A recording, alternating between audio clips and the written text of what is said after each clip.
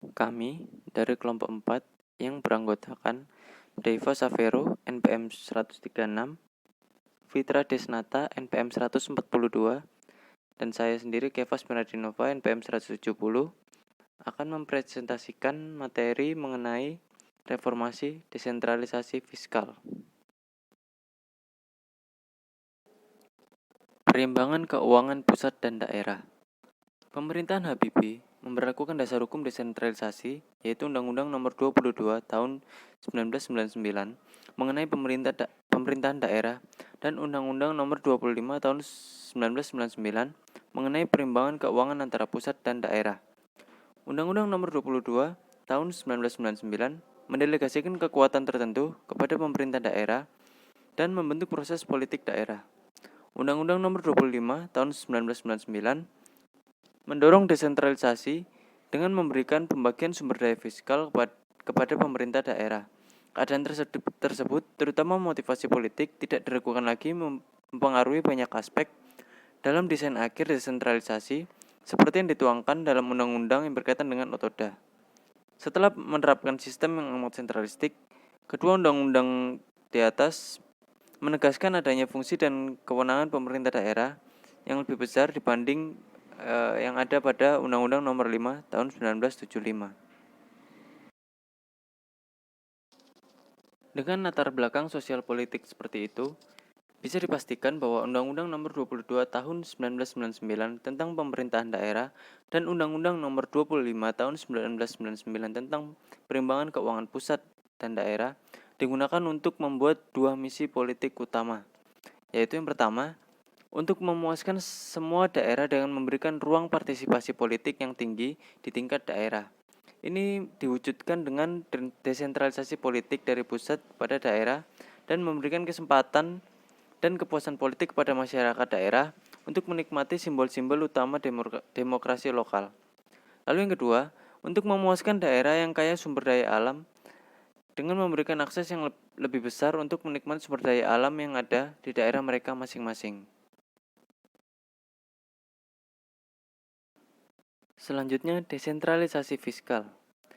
Desentralisasi fiskal adalah suatu cara yang dilakukan oleh setiap negara dalam mengatur sektor publik yang dalam hal ini selalu mencerminkan sejarah, geografi, keseimbangan politik, tujuan kebijakan, dan karakteristik lain yang berbeda antara satu negara dengan negara yang lainnya.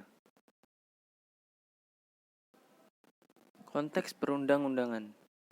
Dilihat dari perspektif konteks, Undang-Undang Nomor 32 Tahun 2004 mengacu pada amanat Undang-Undang Dasar 1945, yaitu pada bab 6, pasal 18A terkait dengan pemerintahan daerah. Negara Kesatuan Republik Indonesia dibagi atas daerah-daerah provinsi dan daerah provinsi terdiri atas daerah-daerah kabupaten atau kota.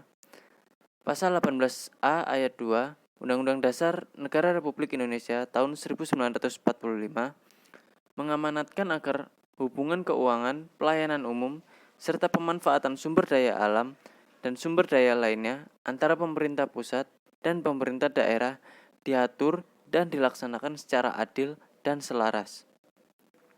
Di dalam pasal tersebut, tidak ada istilah perimbangan keuangan, tetapi yang ada adalah hubungan keuangan, yaitu dalam pasal 18A ayat 1 mengenai hubungan wewenang dan pasal 18A ayat 2 mengenai hubungan keuangan. Hal ini mengandung pengertian bahwa perlu ada persepsi yang sama tentang arti hubungan keuangan, perimbangan keuangan, dan desentralisasi fiskal. Prinsip desentralisasi fiskal. Mengacu pada pasal 2 Undang-Undang Nomor 33 Tahun 2004 tentang perimbangan keuangan antara pusat dan daerah, prinsip desentralisasi fiskal adalah yang pertama, desentralisasi fiskal harus tetap memperhatikan dan merupakan bagian pengaturan yang tidak terpisahkan dari sistem keuangan negara sebagai konsekuensi pembagian tugas antara pemerintah pusat dan pemerintah daerah. Yang kedua, pembagian sumber keuangan negara kepada pemerintah daerah dalam rangka pelaksanaan desentralisasi didasarkan atas penyerahan tugas pemerintah daerah dengan memperhatikan stabilitas perekonomian nasional dan keseimbangan fiskal antara pusat dengan daerah dan antar daerah. Lalu yang ketiga, perimbangan keuangan negara antara pemerintah pusat dan daerah merupakan suatu sistem yang menyeluruh dalam rangka pendanaan penyelenggaraan atas desentralisasi, dekonsentrasi, dan tugas pembantuan.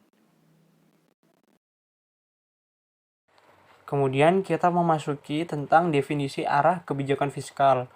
Kebijakan fiskal adalah kebijakan atau panduan atas landasan yang biasanya dilakukan oleh pemerintah dan atau pimpinan sebuah negara maupun kerajaan untuk mengatur kondisi suatu keuangan dan pendapatan negara.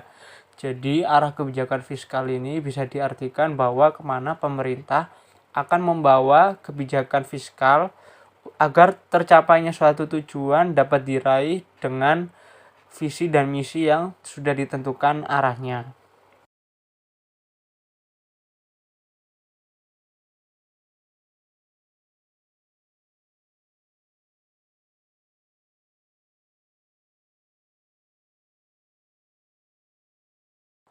Pada tujuan kebijakan fiskal terdapat 4 keuntungan. Yang pertama, apabila arahnya ditentukan dengan baik, tentu akan meningkatkan produk domestik bruto, yaitu pendapatan per kapita suatu negara tentunya akan terdongkrak.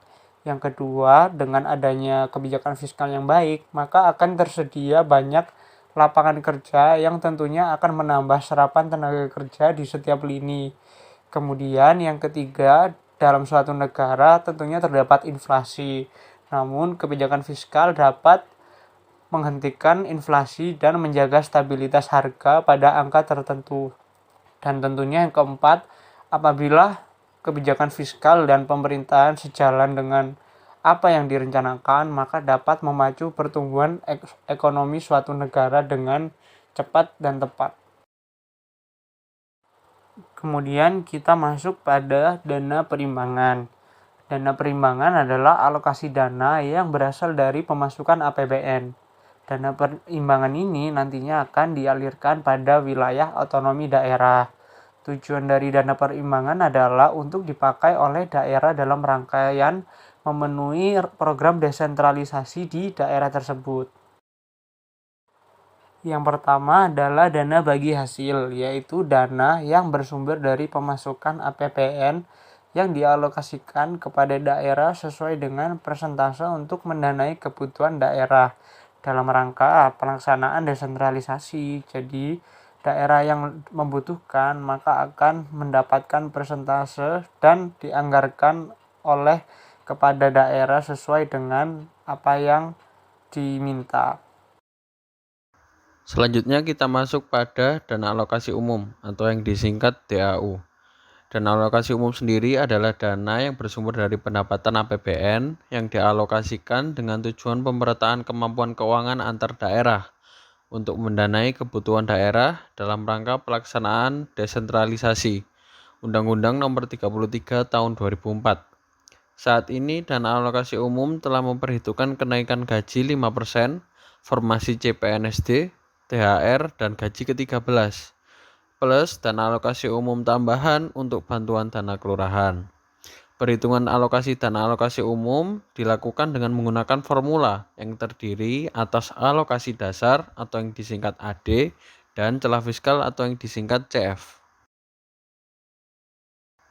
Selanjutnya, alokasi dasar dihitung atas dasar persentase jumlah gaji pegawai negeri sipil daerah yang mencakup gaji pokok termasuk rencana kenaikan gaji, ditambah dengan tunjangan keluarga, tunjangan umum, tunjangan beras, dan tunjangan jabatan, termasuk gaji ke-13 dan tunjangan hari raya, THR, serta formasi calon PNSD. Komponen gaji ke-13 dan THR meliputi gaji pokok, tunjangan keluarga, tunjangan umum, dan tunjangan jabatan sesuai peraturan pemerintah terkait penggajian. Sedangkan pengangkatan calon PNSD juga memperhitungkan kebijakan pemberian kesempatan kepada ex tenaga honorer K2 yang memenuhi syarat peraturan perundang-undangan untuk mengikuti seleksi penerimaan PNSD. Dan kemudian ada celah fiskal yang dihitung dari selisih antara kebutuhan fiskal dengan kapasitas fiskal masing-masing daerah. Kebutuhan fiskal daerah merupakan kebutuhan pendanaan daerah untuk melaksanakan fungsi layanan dasar umum. Kebutuhan pendanaan daerah untuk melaksanakan fungsi layanan dasar umum diukur berdasarkan perkalian antara total belanja daerah rata-rata dengan penjumlahan dari perkalian masing-masing bobot variabel dengan indeks jumlah penduduk, indeks luas wilayah, indeks kemahalan konstruksi, indeks pembangunan manusia, dan indeks produk domestik regional bruto per kapita. Kemudian, formula perhitungan celah fiskal dirumuskan sebagai berikut, yaitu CF sama dengan KPF min KPF. Keterangannya adalah CF adalah celah fiskal, KPF sendiri adalah kebutuhan fiskal, dan KPF adalah kapasitas fiskal. Cara menghitung kebutuhan fiskal yaitu dengan KBF sama dengan TBR tanda kurung alfa 1 IP plus alfa 2 IW plus alfa 3 IKK plus A4 IPM dan A5 IPDRB per kapita tanda kurung tutup. Keterangannya adalah TBR sendiri adalah total belanja daerah rata-rata, IP adalah indeks penduduk, IW indeks wilayah, IKK indeks kemahalan konstruksi, IPM indeks pembangunan manusia, IPDRB indeks PDRB per kapita, dan alfa yaitu bobot indeks masing-masing variabel. Kemudian cara menghitung kapasitas fiskal dengan KPF sama dengan PAD plus DBH SDA plus DBH pajak. Keterangannya adalah PAD sendiri adalah pendapatan asli daerah, DBH SDA adalah dana bagi hasil sumber daya alam, dan kemudian DBH pajak adalah dana bagi hasil pajak. Selanjutnya kita akan membahas tentang dana alokasi khusus atau DAK. Dana alokasi khusus sendiri adalah dana yang bersumber dari pendapatan APBN yang dialokasikan kepada daerah tertentu dengan tujuan untuk membantu mendanai kegiatan khusus yang merupakan urusan daerah dan sesuai dengan prioritas nasional. Program yang menjadi prioritas nasional dimuat dalam rencana kerja pemerintah dalam tahun anggaran bersangkutan, dan kemudian Menteri Teknis mengusulkan kegiatan khusus yang akan didanai dari DAK dan ditetapkan setelah berkoordinasi dengan Menteri Dalam Negeri, Menteri Keuangan, dan Menteri Negara Perencanaan Pembangunan Nasional. Sesuai dengan rencana kerja pemerintah, Menteri Teknis menyampaikan ketetapan tentang kegiatan khusus kepada Menteri Keuangan. Selanjutnya kita masuk pada pinjaman daerah. Konsep dasar pinjaman daerah dalam PP 54 2005 dan PP 30 2011 pada prinsipnya diturunkan dari Undang-Undang 33 tahun 2004 tentang perimbangan keuangan antara pemerintah pusat dan pemerintah daerah. Dalam undang-undang tersebut disebutkan bahwa dalam rangka pelaksanaan otonomi daerah dan desentralisasi fiskal, untuk memberikan alternatif sumber pembiayaan bagi pemerintah daerah untuk mempercepat pertumbuhan ekonomi daerah dan meningkatkan pelayanan kepada masyarakat, maka pemerintah daerah dapat melakukan pinjaman. Namun demikian, mengingat pinjaman memiliki berbagai risiko seperti risiko kesinambungan fiskal, risiko tingkat bunga, dan risiko pembiayaan kembali, risiko kurs, dan risiko operasional, maka Menteri Keuangan selaku pengelola fiskal nasional menetapkan batas-batas dan rambu-rambu pinjaman daerah. Dan selain itu dalam Undang-Undang 17 tahun 2003 tentang Keuangan Negara bab 5 mengenai hubungan keuangan antara pemerintah pusat dan bank sentral, pemerintah daerah, serta pemerintah atau lembaga asing, disebutkan bahwa selain mengalokasikan dana perimbangan kepada pemerintah daerah, pemerintah pusat dapat memberikan pinjaman dan atau hibah kepada pemerintah daerah. Dan dengan demikian pinjaman daerah merupakan yang tak terpisahkan dan hubungan antara pemerintah pusat dan pemerintah daerah. Baik, sekian presentasi dari kelompok 4. Apabila kita ada salah kata, kita mohon maaf supaya kita menjadi manusia yang lebih baik dan juga menjadi pembelajaran yang bermanfaat bagi kita semua. Terima kasih.